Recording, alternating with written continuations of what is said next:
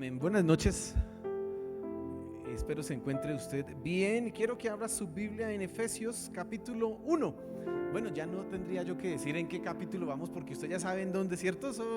Pero bueno, a los que llegan, los que están en casa que no se imaginan en dónde vamos, estamos en Efesios capítulo 1 y hoy vamos a terminar la última parte del versículo 5 y vamos a estudiar el versículo 6. Efesios capítulo 1. Bueno, llegamos a un punto, digámoslo así, a una pausa en lo que Pablo ha venido hablando, en lo que Pablo ha venido enseñando. Pero antes de ir adelante y de seguir con lo que tenemos que aprender esta noche, yo sí quiero que usted piense en lo siguiente. No sé si se ha fijado, pero los niños cuando están pequeños, ellos tienen la tendencia a preguntar a todo, ¿por qué? ¿Sí se han dado cuenta? Y eso es por qué esto y por qué lo otro y por qué aquello y por qué sí y por qué no y por qué en tal lugar. Bueno, en esos momentos esas preguntas son necesarias, son muy importantes porque es la manera en que la curiosidad y el conocimiento del mundo se hace. Ellos en tanta preguntadera es que están ¿qué? Aprendiendo de qué es lo que les rodea.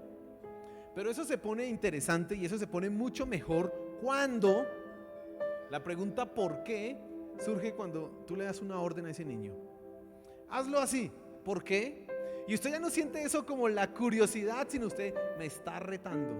Está utilizando el por qué para no obedecer. Y él lo que está buscando, ese niño o esa niña, lo que está buscando simplemente es que les den un argumento para ellos decidir si me convence y si lo hago. Si usted no les dice algo que les convenza, entonces ellos como que tienen la autoridad o el derecho para no obedecer. Eso es básicamente. Ahora, eso primero el por qué. Cuando usted logra, digamos, dar un argumento válido, casi nunca un papá, o bueno, no he escuchado casi nunca un papá dice porque yo quiero hacerlo. No, el papá entra en esa discusión con el hijo porque te conviene. Y algunos papás utilizan el versículo de la Biblia: honra a tu padre y a tu madre. Ese es el primer mandamiento, así que debes obedecerme para que te vaya bien. Y la idea es convencer a ese muchacho. Y bueno, se puede convencer. Pero vamos a un nivel más allá y entonces ya no es el por qué, sino que el niño pregunta ahora y es ¿para qué? Ya no es por qué tengo que hacerlo, sino ¿para qué? Y aquí entonces la pregunta va un poco más profunda y está intentando determinar y establecer qué de las cosas que me están diciendo que yo haga tiene un beneficio para mí. Si me convencen que es beneficioso para mí, entonces sí. Y como la loza no lo beneficia a uno, pues uno no va a lavar la loza porque uno no quiere. ¿Eso para qué? No es. Ahora, yo le cuento a usted esto porque quizás esa es la experiencia que usted ha tenido con sus hijos en algún momento de la vida, que ¿por qué? Y usted ya sabe, y no me quiere obedecer, ¿y cómo hago? Quizás esa es la experiencia que usted ha tenido. Pero sabes, a veces nosotros con Dios somos de la misma manera.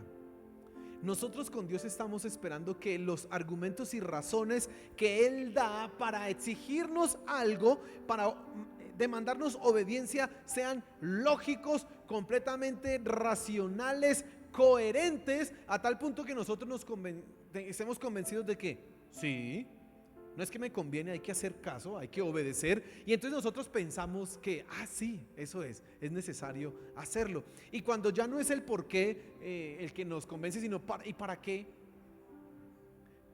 nosotros estamos siempre buscando, como muchas otras, y los niños también, estamos buscando algo que nos beneficie o algo que nos convenza. Bueno, yo quiero que esta noche, miremos las razones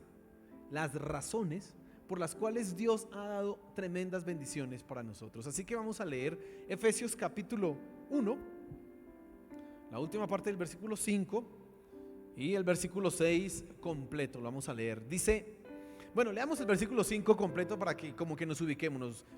Dice, en amor habiéndonos predestinado para ser adoptados hijos suyos por medio de Jesucristo. Y esto es lo que me interesa esta noche.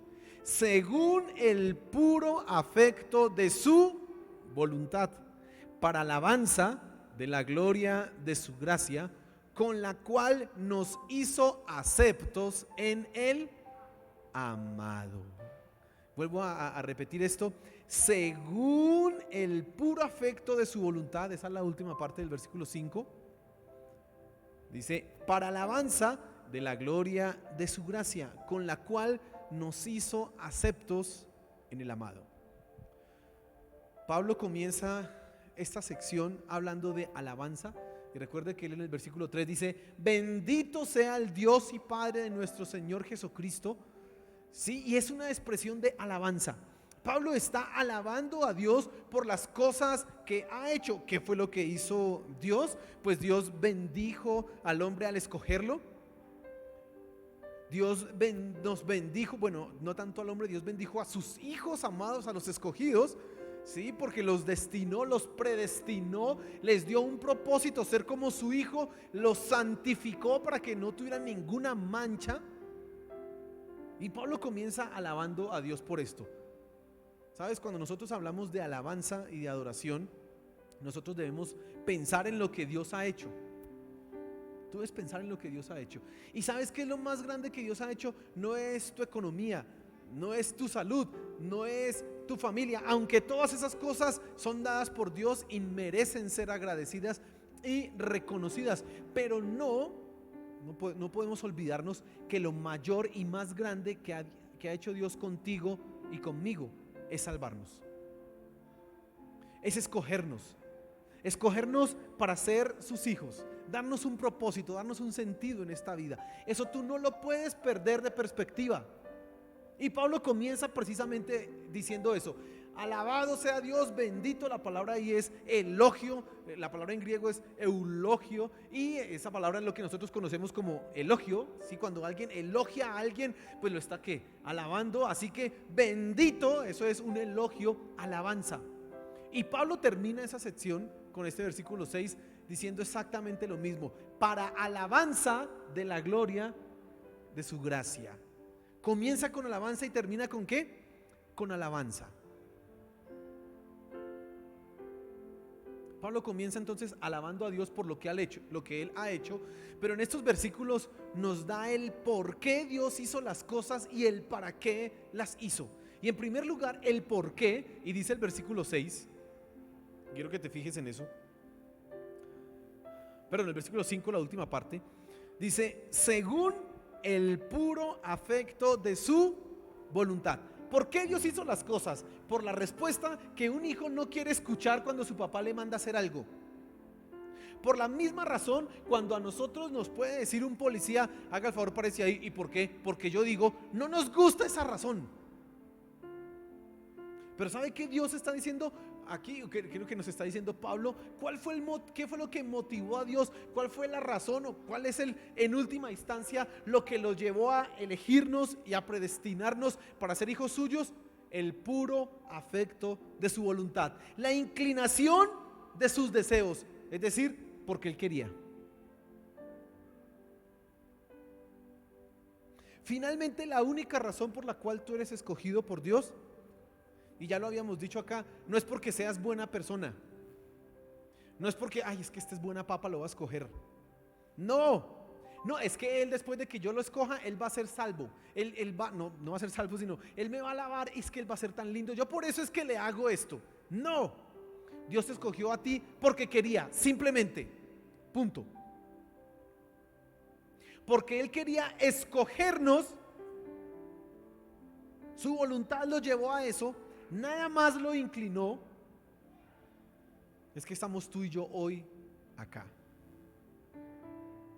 Y mire, esto que yo estoy diciendo es algo que, como le hice en la ilustración al inicio, es muy contrario a lo que normalmente nos gusta escuchar. Nosotros estamos listos y prestos y dispuestos a criticar la autoridad, a criticar si la autoridad hace algo correcto o algo incorrecto. Nosotros nos levantamos y protestamos. El ser humano está listo, dispuesto, motivado a no dejarse dominar. Él no quiere la autoridad, pero se nos ha olvidado que hay un Dios soberano, que hay un rey que gobierna todos los destinos del universo y que como rey Él hace lo que desea. Pero esa respuesta no nos gusta. Sería más fácil decir y buscar argumentos y razones en es que Dios nos amó tanto. Y claro que nos amó tanto, eso lo vimos. En amor habiéndonos predestinado, el amor de Dios nos predestinó para ser lo que hoy somos. Pero finalmente era su voluntad, porque Él ¿qué? Quiso hacerlo. Nada lo inclinaba, nada lo obligaba, absolutamente nada lo tenía a Él y lo impelía a hacer lo que hizo. Y tú necesitas entender eso. Qué difícil es para nosotros entender y someternos a la autoridad. Qué difícil. Le dije la ilustración al comienzo, en la introducción, de los hijos. Y no más, usted, el papá, mamá, ya sabe cómo es con sus hijos.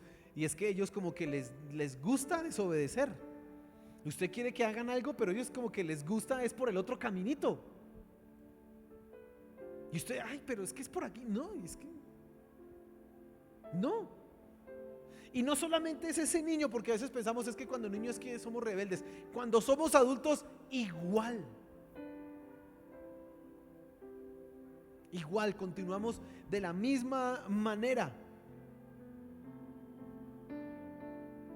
Y como cristianos, a veces nosotros también tenemos ese mismo defecto. Como creyentes, a veces nosotros entendemos que Dios es el Rey, entendemos que Dios es soberano, pero no nos cabe en la cabeza tener que someternos absolutamente a su voluntad sin tener un motivo o una razón. Es más, a veces nosotros para obedecer lo que pensamos es que yo obedezco porque sé que Dios me va a bendecir, y en lugar de pensar yo obedezco porque Él mandó. Punto. Ahora, estoy llevando esto a un extremo para que usted logre comprender el punto, porque evidentemente si tú obedeces a Dios recibirás bendiciones de Dios. Sí, claro que sí, pero aunque Dios no diera bendiciones para ti, tú debes obedecerlo a Él. Amén. Y ahí es donde tenemos problemas. Yo quiero que tú pienses un momento en algo, en lo que sucede con el ser humano. El ser humano no quiere obedecer. El ser humano no quiere reconocer ninguna autoridad superior. El ser humano siempre ha querido hacer su voluntad. Así que eso lo lleva a negar entonces que haya una autoridad superior, porque el ser humano quiere que la autoridad sea escogida, y entonces estamos muy acostumbrados a lo que es la democracia, porque la autoridad debe ser escogida. Recuerdo hace un tiempo que hablé con alguien y entonces yo no sé cómo fue que resultamos, y entonces hablamos del presidente Duque y él llegó y dijo su presidente, pero él es colombiano, vive aquí en Bogotá, aquí en Bosa. Yo le dije, también es su presidente, aunque a usted no le guste, pero es que es su presidente. No, ese no me representa, dijo. Así es que nosotros conciliamos la autoridad. Así que cuando leemos nosotros, según el puro afecto de su voluntad, vienen inmediatamente los pensamientos de, entonces Dios es como injusto y caprichoso. Y entonces empiezas tú y la gente a chocar con que Dios haya escogido a unos y a otros no. Y entonces no entra en la cabeza que Dios haya determinado salvar a unos y a otros pagar el justo precio de sus pecados. Es que eso no es justo.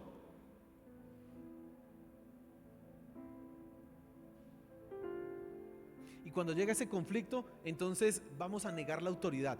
¿Y sabes qué es lo que hace el mundo para negar la autoridad? El primer ataque que lanza es, no existe Dios. Y si se logra demostrar que Dios no existe, pues no hay autoridad suprema. Así que nadie nos viene a decir nada.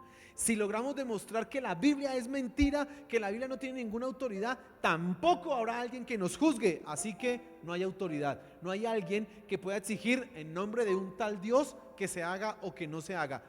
Democracia. Escojamos todos. Ese ha sido el camino que el ser humano ha seguido.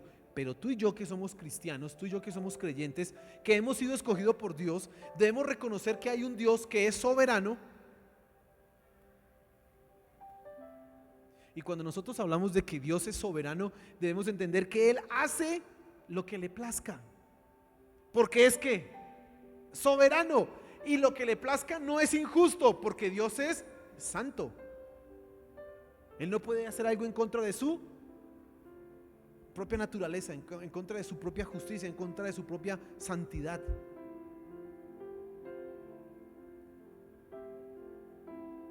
Necesitamos entender que cuando Dios habla, está hablando el Rey de Reyes, el dueño de todas las cosas, el patrón de los patrones, el jefe de los jefes, el que sí es la autoridad, está hablando Él. Es lo que tenemos que pensar.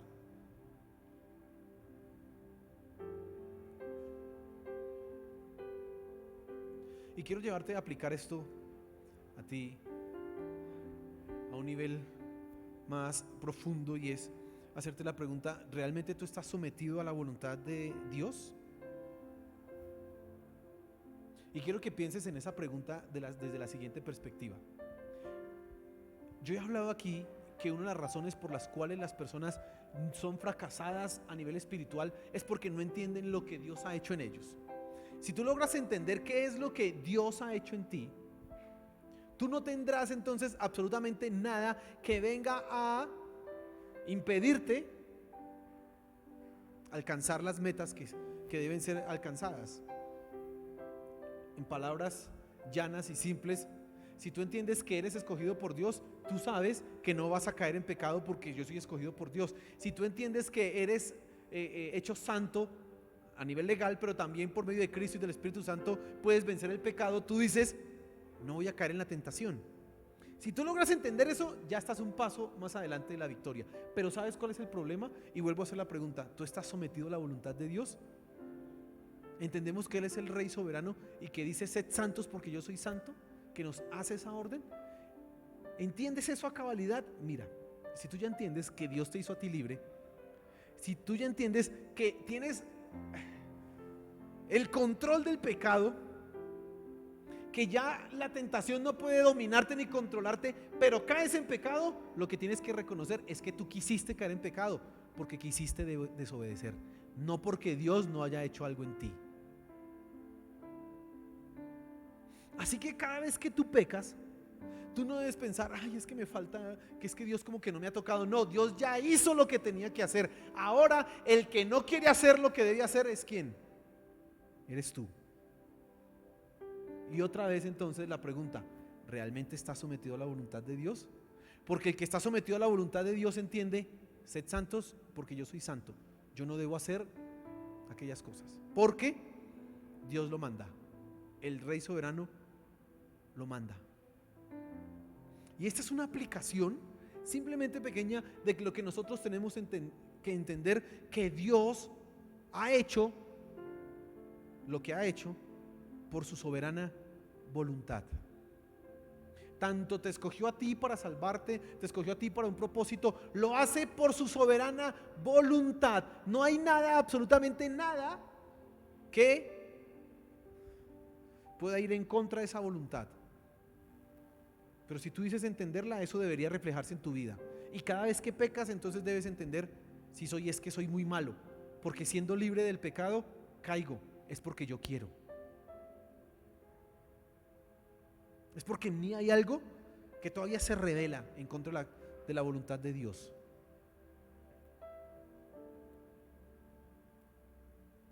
¿Por qué Dios te ha bendecido? ¿Por qué Dios te ha dado las cosas que te ha dado? Porque quiso. ¿Pero por qué? Porque quiso, porque era su voluntad y ya. Ahora, ¿para qué lo hizo Dios? Miremos el versículo 6, dice: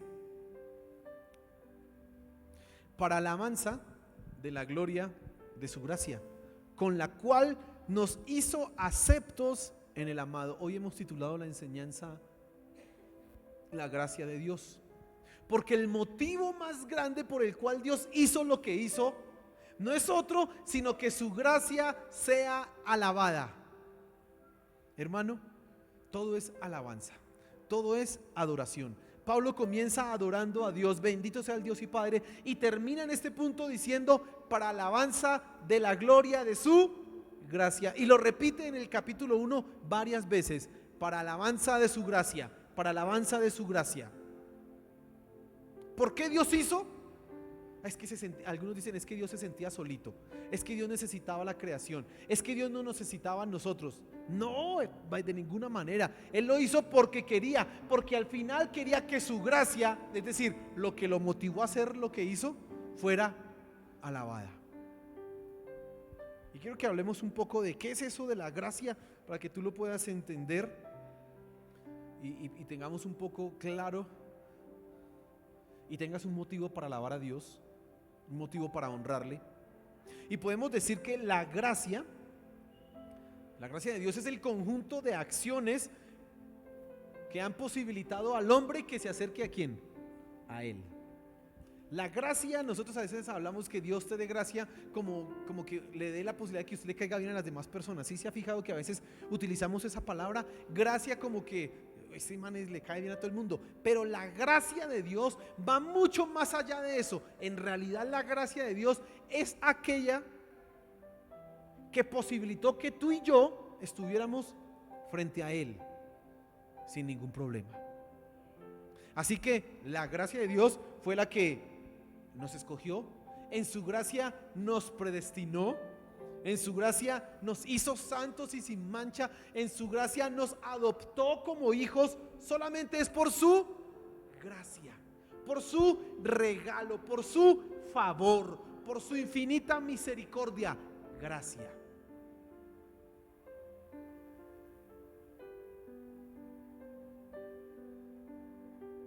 No merecíamos nada, merecíamos el castigo, pero su gracia fue la que nos dio lo que no merecíamos. Su gracia. ¿Qué obligaba a Dios a hacer eso? Nada, pero quiso hacerlo por su voluntad, para que su gracia fuera alabada, para que su gracia fuera exaltada. Su gracia no solamente nos llamó, nos escogió, nos hizo santos y sin mancha, nos predestinó, nos hizo sus hijos. Su gracia además brindó los medios. ¿Y sabes cuál es el mayor medio? Nuestro Señor Jesús. Y la gracia de Dios implica, y quiero que lo miremos desde esa perspectiva, uno, las acciones internas que Dios hizo, que no tenían nada que ver con nosotros. ¿Y cuáles son esas acciones internas? Nos escogió. Eso fue algo que se determinó allá en la mente de Dios, sin que tú y yo tuviéramos nada que ver. La predestinación, que tú estés destinado a ser como su hijo, se determinó en la mente de Dios, sin que tú y yo tuviéramos nada que ver. Pero la gracia de Dios también incluye las acciones en donde tú y yo ya tenemos que ver, que son, por ejemplo, la santificación, la adopción, la aceptación, dice ahí el versículo, con la cual nos hizo aceptos en el amado. Y dice el apóstol Pablo que la gracia de Dios está resumida ¿en quién? En Cristo Jesús. Porque por Él, y ya lo vimos acá, fuimos escogidos. En Él es que somos hechos hijos. En Él es que Dios ve nuestra santidad.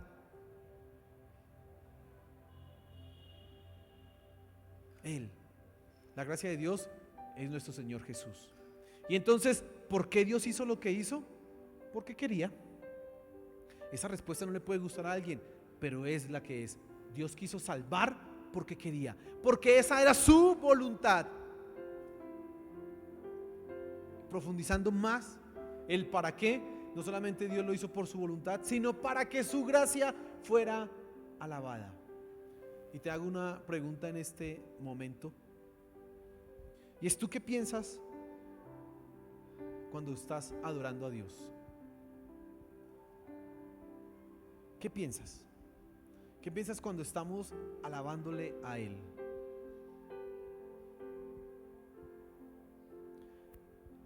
Me impresiona en estos versículos. Como le digo, yo estoy estudiándolos. Para poder enseñárselos tengo que estudiarlos. A mí me impresiona, y normalmente uno tiene la tendencia a fijarse en un aspecto, y es la elección. La predestinación, claro, Dios nos hizo esto. Pero aquí hay un profundo sentido de alabanza y de adoración que Pablo expresa y que no podemos pasar por alto de ninguna manera. Si algo tú puedes hacer, si algo Dios ha buscado, es que su gloria, su gracia sea alabada. Y tú y yo podemos alabar a Dios. Y tú, entonces vuelvo a la pregunta, ¿qué piensas cuando alabas a Dios? Y todo comienza aquí. Si tú no logras entender qué es lo que Dios ha hecho por ti, no podrás alabarle y exaltarle. Pero va mucho más profundo allá, porque no solamente es que tú le debes alabar por lo que Él ha hecho por ti, sino porque se lo merece, porque su gracia es infinita. ¿Qué piensas cuando alabas? Veo que un problema que pueden tener las personas en la iglesia es que, bueno, con ese bombardeo de música hoy día llegan a la iglesia y entonces escuchan la canción, esa ya me la sé, o esa la cantamos el domingo, o esa otra, otra vez la misma, y se están perdiendo. Y bueno, no estoy excusando aquí, no nos estamos excusando, pero las personas que piensan y juzgan la alabanza por lo que hace la banda, se están perdiendo lo más importante, y es que la banda es un medio, la música es un medio, pero en realidad es lo que Dios ha hecho y lo que Él merece. Tú cuando estás en la alabanza piensas en lo que Él ha hecho. Si tú piensas en lo que Él ha hecho, tienes muchos motivos para alabarle. Motivos te doy: has sido escogido, has sido predestinado, eres santo, ahora eres un hijo de Dios. En el amado, en nuestro Señor Jesús, eres aceptado. Eso es lo que tú eres. ¿Necesitas un motivo más para alabar a Dios? Y si estás buscando algo más grande que eso, no lo encontrarás. No hay más grande que eso. ¿Tú piensas en, cuando estás alabando a Dios, en lo que no mereces? Porque pensamos en lo que hace Dios. Ahora piensa en lo que tú te mereces. ¿Te mereces que hayas sido salvado? ¿Te mereces que hayas sido escogido? ¿Tú crees que has hecho todo tan bien que no es que Dios antes estás en deuda conmigo? Si tú eres consciente de lo que te mereces, vas a levantar tus manos y adorar a Dios, porque dice, porque entiendes, Él se lo merece todo. Yo no merezco nada. Así que entender lo que Dios ha hecho en tu vida te va a librar para poder vivir en santidad, te va a dar el poder para derrotar el pecado, claro, pero también te debe llevar a ser un gran adorador.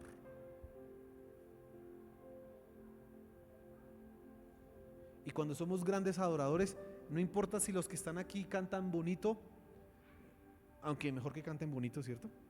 No importa si los que están aquí no, es que tocan súper bien, aunque es mejor que toquen súper bien, pero eso pasa a un segundo plano, porque tú sabes que cuando alabas a Dios, lo estás alabando por lo que Él ha hecho, por lo que se merece, porque su gracia contigo ha sido infinita. Si logras entender eso, tu vida de alabanza y adoración cambiará. Por el contrario, si sigues con la mentalidad de niño, ¿y por qué? ¿Y para qué? Ay, no quiero. Si sigues con esa, pues es normal que de pronto llegues a la iglesia y otra vez esa canción, bueno, otra vez. Claro, es normal, pero tenemos que avanzar. Esto que estamos estudiando es para que nuestra mente cambie y lleve a una transformación en nuestro corazón, y por lo tanto las acciones que tú haces con tus manos, con tus labios, con tu cuerpo, reflejen esa comprensión. Así que, hermano, la voluntad de Dios es la que nos tiene aquí, y esa voluntad revela su gracia infinita y merece alabanza, merece adoración. Y entonces, ¿estás alabando a Dios como corresponde? ¿O todavía estás en el por qué y por qué? ¿Y para qué? ¿Todavía estás con esas? Ponte en pie, por favor.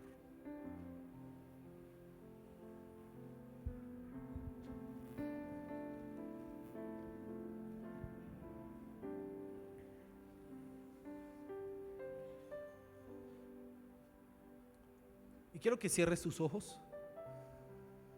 Y quiero que tú pienses en esto que hemos hablado. Y hagamos el ejercicio completo. Y que de tu corazón, el que hay aquí en tu alma, tú deberías dejar que la adoración y la alabanza fluya. No necesitas ser, ay, es que yo no estudié algo para mover aquí, es que yo no sé nada. No, es que no es eso. Es que tú comprendas que el Rey soberano te ha mirado con amor y su gracia te ha salvado. Y si es así, las palabras deben fluir de tus labios. Y si es así, no debiera haber alguien que te lleve, que es que me están como empujando a adorar a Dios. No, debe fluir porque eso es lo que hay en tu corazón, porque entiendes lo que ha sido hecho en ti, porque reconoces: Dios soberano, tu gracia es infinita, a ti te alabo. Ese es el momento para hacerlo. Ese es el momento para hacerlo.